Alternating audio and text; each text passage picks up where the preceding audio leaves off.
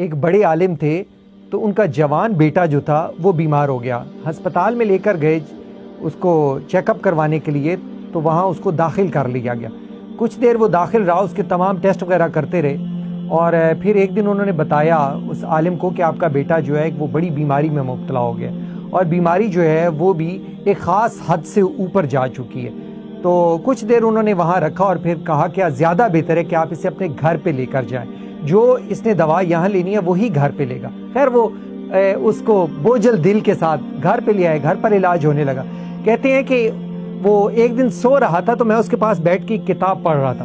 کتاب میں صدقہ کی عظمت اور فضیلت کا باب آ گیا. میں اسے پڑھنے لگا اور اس وقت مجھے ساتھ ساتھ شدت کے ساتھ احساس ہوا کہ میں اس علاج کے ساتھ اس کا صدقہ کیوں نہ دے سکا, کیونکہ نبی کریم علیہ الصلوۃ والسلام نے ارشاد فرمایا ہے کہ اپنے مریضوں کا علاج صدقے سے کیا کرو. تو کہتے ہیں کہ میں ساتھ صدقہ کیوں نہ دے سکا.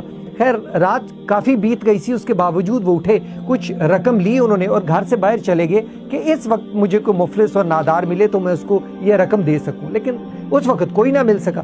جب گھر کے اندر آئے تو انہوں نے دیکھا کہ ایک بلی پر ان کی نظر پڑی جو بیمار سی تھی, لاغر سی تھی. ان کے دل میں ایک احساس پیدا ہوا, گھر کے اندر گئے, ایک برتن میں دودھ ڈالا اور لا کے اس کے قریب رکھ دیا اور خود پیچھے ہٹ کے کھڑے ہو گئے. بلی جو تھی وہ دودھ پینے لگی. جب اس نے دودھ پی لیا تو یہ جو تھے عالم یہ اندر گئے اور جا کر سو گئے.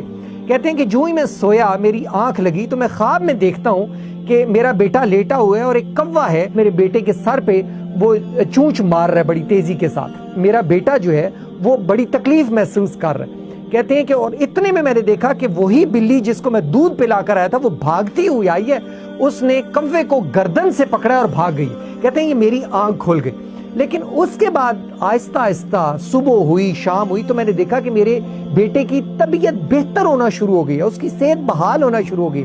اسے بھوک بالکل نہیں لگتی تھی, اس کو بھوک لگنے لگ پڑی ہے, وہ آرام سے سونے لگ پڑا ہے, اور پھر اللہ تبارک و تعالیٰ نے میرے بیٹے کو شفا عطا فرما دی, وہ بہتر ہو گیا.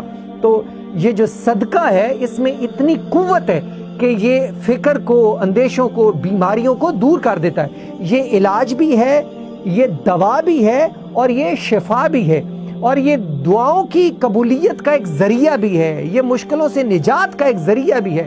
اور یہ پھر صدقہ جو ہے یہ رزق میں اضافہ کرتا ہے, عمر میں اضافہ کرتا ہے, عزت میں اضافہ کرتا ہے, اور نیکیوں میں اضافہ کرتا ہے. بھائی کو, دوست کو یا کسی عزیز کو دیکھ کر مسکرا دینا, چہرے پر مسکراہٹ لے آنا بھی صدقہ ہے. دو روٹھے ہوئے دوستوں میں صلح کروا دینا بھی صدقہ ہے, اور دو انسانوں کے درمیان انصاف کی بنیاد پر فیصلہ کر دینا بھی صدقہ ہے. بھٹکے ہوئوں کو راستہ دکھا دینا یہ بھی صدقہ ہے.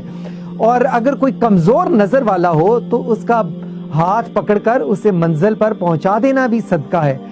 کسی راستے سے کوئی رکاوٹ ہٹا دینا, یا پتھر اٹھا دینا, یا کانٹا ہٹا دینا یہ بھی صدقہ ہے. کسی مریض کی عیادت کر کے اس کے پاس بیٹھ کر تسلی کے دو بول بول دینا بھی صدقہ ہے. اور برتن میں پرندوں کے لیے پانی رکھ دینا یا دوسرے برتن میں دانا رکھ دینا یہ بھی صدقہ ہے. اور یاد رکھیے جن گھروں سے مخلوق خدا کو رزق ملتا رہتا ہے, اللہ تعالیٰ ان گھروں پر کبھی رزق کے دروازوں کو بند نہیں فرماتا.